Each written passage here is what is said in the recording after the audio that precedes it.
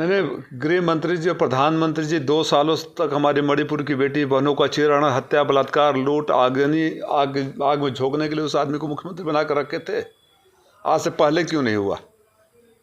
इतनी असंवेदनशील सरकार किस मजबूरी में, कौन सी नसैंसी भारत सरकार की दबी हुई थी कि जो व्यक्ति जिनकी ऑडियो रिलीज हो गए, ऑडियो लीक हो गए, और जो नंगा नाच हमने मणिपुर में देखा, हमारी बेटी बहनों को नंगा करके घुमाया गया, नरसंहार हुए, सामूहिक बलात्कार हुए, सामूहिक हत्याएं हुई, सुरक्षा कर्मियों पर हमले हुए, तो 2 साल तक ऐसे व्यक्ति को क्यों रखा गया है?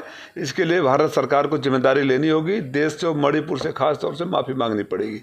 आज सुरक्षा समिति की बैठक में पहली बार राष्ट्रीय शासन लागू होने के बाद पहली बार सुरक्षा समिति कुंभकर्ण की नीति में सोए हुए थे, वही तो बोलो ना। आज बैठक हुई, अब इसका नतीजा क्या हो तो आने वाला वक्त में, भविष्य वक्ता तो हूँ नहीं, लेकिन जो हम लोग के आंखों के दौर से गुजर गया, जिसका हम सब ने देखा और हम चिल्लाते रहे, सरकार उस पर मौन रही। आपने देखा बजट सत्र में भी एक शब्द मणिपुर के लिए नहीं आया, राष्ट्रपति जी के भाषण में एक शब्द नहीं मणिपुर के लिए आया। क्या हमारे देश में नहीं है वो? सरकार को गंभीर होना चाहिए। पहले तो डेंजर जोन जितने भी हैं, चाहे किसी प्रदेश की सरकार हो, प्राकृतिक आपदा आती है चाहे उसमें आता है, तो एक वैज्ञानिक ढंग से उसकी जांच होकर डेंजर जोन में समुचित व्यवस्था होनी चाहिए।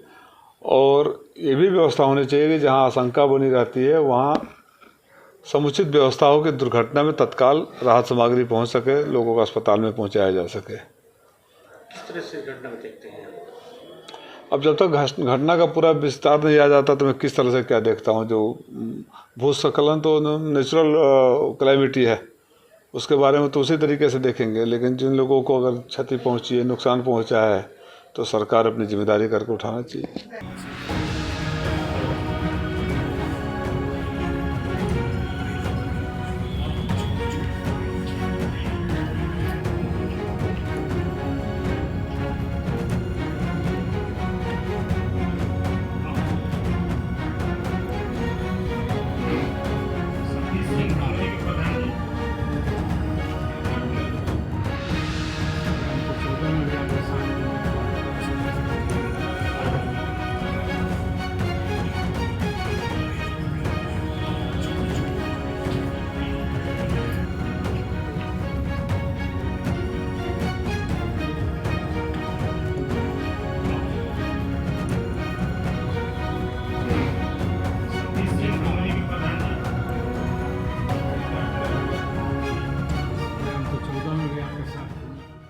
हमसे जुड़े रहने के लिए हमारे YouTube चैनल को सब्सक्राइब करें और नई वीडियो की नोटिफिकेशन के लिए बेल आइकॉन को दबाएं।